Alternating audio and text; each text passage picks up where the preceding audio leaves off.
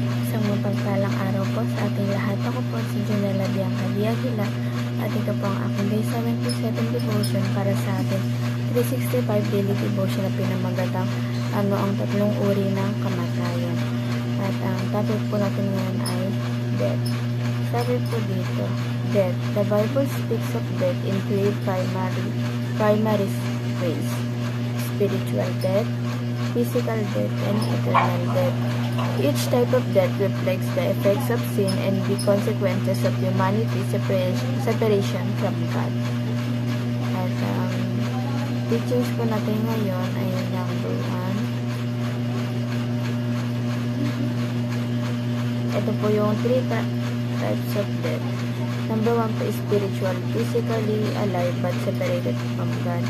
At bago ko po yun ngayon, ito po muna yung Bible verse natin na matatagpuan sa Genesis chapter 2 verse 17. But you must not eat from the tree of the knowledge of good and evil, for when you eat from it, you will certainly die. Ito po yung patungkol kina Adan at Eva, yung kinain po nila yung dapat hindi kainin na inutos ng ating Panginoon. Kaya nga po, number 1 natin, spiritual, physically alive but separated from God. Ito naman po yung physical, yung buhay ka, pero nakaseparate ka na kay God kasi humiwala na yung spirit. Yung spiritual mo, spirit sa katawan mo, sa buhay mo, ganun. Kaya, di mo alam na buhay ka, pero nakaseparate ka na pala kay God. Parang, parang ang sakit naman na buhay ka, na nag-i-exist ka, ganun, pero hindi ka na nag-i-exist sa buhay ng ating Panginoon. Number 2 po, physical. The spirit separates from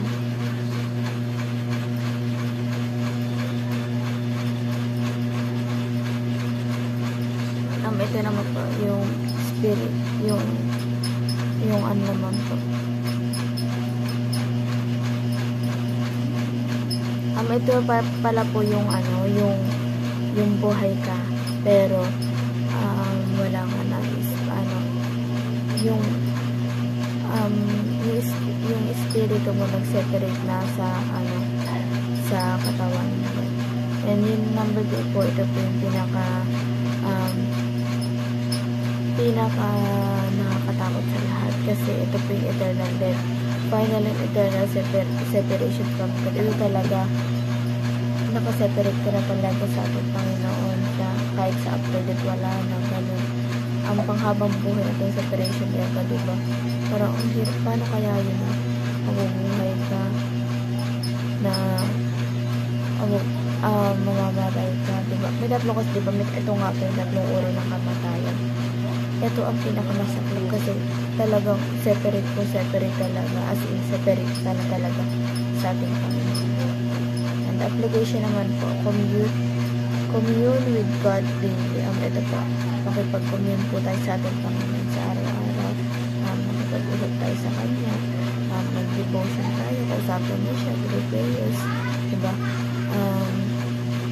Mag-pray tayo sa Kanya, mag-humingi tayo ng pagtawad at magpasalamat sa mga blessings na ginagawa niya at sa mga paggagabay niya sa atin sa araw-araw. Number 2 po, put your hope in the return of Christ. Ito po, huwag tayo mawala ng pag-asa na hindi babalik dito sa ating Panginoon, na hindi babalik dito ang ating Panginoon, dahil may isang salita siya. Pag sinabi niyang babalik siya. Kailangan natin mag-antay, maniwala, dahil darating yan sa tamang panahon. Huwag natin isipin na binibigo tayo ng ating Panginoon, dahil kailangan ay hindi niya tayo binigo, not once talaga sa ating buhay. Diba, kahit naritayo karapat-dapat, kahit sobrang makasalanan tayo, talagang yung pagmamahal niya sa ating buong po, katulad yung pagmamahal niya sa kanyang anak, dahil ganun siya magmahal, equal siya magmahal. Wala siyang favoritism, ganun, wala siyang pinapaniga na porket ito talaga yung totoo niyang anak, yun lang yung mamahalin niya. Hindi, dahil sa anak na nga, dahil sa kabutihan at pagmamahal nila, na yung dugo ng ating Panginoong Jesucristo ay sapat na yun upang tubusin ang ating mga pagkakasala. Kaya tinanggap tayo ng ating Panginoon na bilang mga anak niya, bilang adopted children niya, diba? Kaya nga, sabi nila kung ano yung papamana niya sa kanyang anak ay mamamanahan din natin. At kung paano niya mahalin ang kanyang anak, ganoon din niya tayo mamahalin. Number 3 po, trust Jesus, our eternal life. Ang ito po, trust Jesus,